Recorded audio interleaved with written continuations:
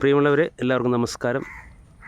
ഇവിടെ ഇന്ന് നമ്മുടെ ചെടിയുമായിട്ട് ബന്ധപ്പെട്ട് രാവിലെ സജീവ്, ജിത്ത്, അഖിൽ കൂടെ ഞാനും ഉണ്ടായിരുന്നു.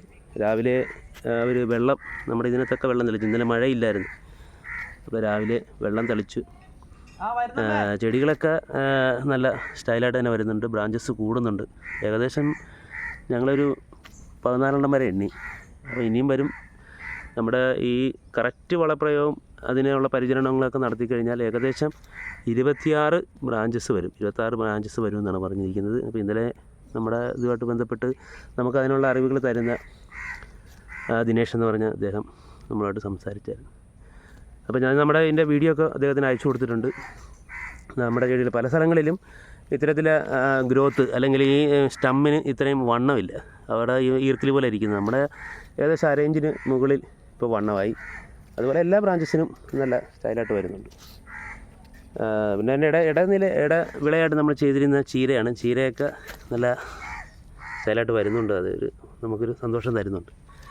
ഈ ചെടികളൊക്കെ നല്ല രീതിയിൽ എത്തുന്നുണ്ട്. പിന്നെ നമ്മൾ ഒടിച്ചു കുത്തിയ ചെടികളുണ്ട്. അത് നമ്മളിത് ഇപ്പുറത്താണ്. അപ്പോൾ ആ ഒടിച്ചു കുത്തിയ ചെടികൾക്ക് ഇനിയിപ്പം വാരം പിടിക്കണം. അങ്ങനെ കിഴക്കുവശം കുറച്ച് പിടിച്ചായിരുന്നു. നമ്മൾ ഇതെല്ലാം ഒടിച്ചു കുത്തിയ ചെടികൾ അത് നല്ല രീതിയിൽ തന്നെ വന്നിട്ടുണ്ട്.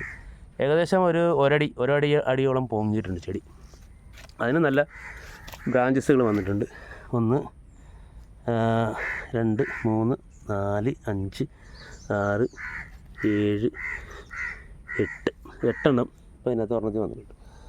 അങ്ങനെ നമ്മൾ ഈ സ്ഥലങ്ങളിലൊക്കെ ഉണ്ട്. അപ്പോൾ അത് നാളെ വരുന്ന അംഗങ്ങളൊന്ന് വാരം പിടിക്കണം. അപ്പം പുല്ലൊക്കെ ഇവിടെ രാവിലെ സജീവും ജിത്തും അഖിലും ചേർന്ന പുല്ലൊക്കെ പറിച്ച് മാറ്റിയിട്ടുണ്ട്. അപ്പം രാവിലെ ഇന്ന് വാരം കൂട്ടണം. നമുക്ക് റൗണ്ടിൽ കൂട്ടിയാലും മതി, നീളത്തിൽ കൂട്ടണമെന്നില്ല. റൗണ്ടിൽ ഓരോ ചെടിക്കും അതിൻ്റെ റൗണ്ട് ചെയ്ത് കൂട്ടിയാൽ മതി.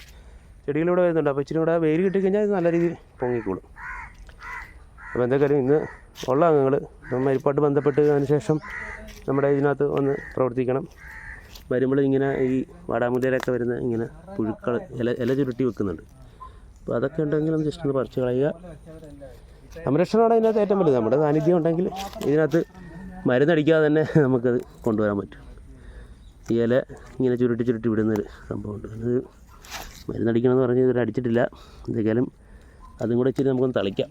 വാടാമുല്ലയ്ക്ക് മാത്രമേ ഉള്ളൂ, അല്ല വേറെ പ്രശ്നങ്ങളൊന്നും. വാടാമുല്ല നല്ല ഇത് വന്നിട്ടുണ്ട്. വാടാമുല്ല ഇവിടെയും മുട്ടിട്ട് തുടങ്ങി. പിന്നെ നമ്മുടെ ചെടികൾക്ക് ഞാൻ ഇന്നലെ പറഞ്ഞു, ചെടികൾക്ക് മുട്ടിട്ട് ഇവിടെ ചെറിയൊരു വാട്ടരോഗമുണ്ട്. വലിയ ഉഴപ്പെല്ലാം തോന്നുന്നു. അങ്ങനെ വാട്ടരോഗം വരുവാണെങ്കിൽ ആ ഇല അത്ര അങ്ങ് പറിച്ചു മാറ്റുക. അത് ദൂരോട്ട് എറിയണമെന്നാണ്.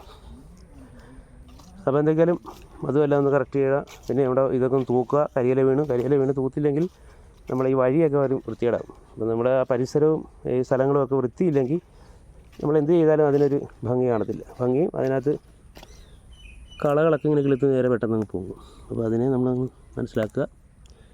ബാക്കിയൊക്കെ നമുക്ക് ഒത്തിരി കാര്യങ്ങൾ ചെയ്യാനുണ്ട്. നമ്മളിട്ട വെണ്ടയൊക്കെ ഉണ്ട്, നമ്മൾ പറിച്ച് നട്ട വെണ്ടയൊക്കെ കിളുത്തിട്ടുണ്ട്. അപ്പോൾ ഈ വെണ്ടയുടെ ഇവിടെയൊക്കെ നമുക്ക് വാരം പിടിക്കണം. അപ്പോൾ അതുമൊക്കെ എല്ലാവരും ഒന്ന് ചെയ്യണം. ഉള്ളതൊക്കെ ഞങ്ങൾ ഇന്നത്തെ ഇത് അവസാനിപ്പിച്ച് ഇന്ന് പോവുകയാണ്. എല്ലാവർക്കും ധൃതിയാണ്, ജോലിയും അതുപോലെ മറ്റു കാര്യങ്ങളൊക്കെ ഉണ്ട്. അപ്പോൾ നാളെ കാണാം. ഓക്കെ.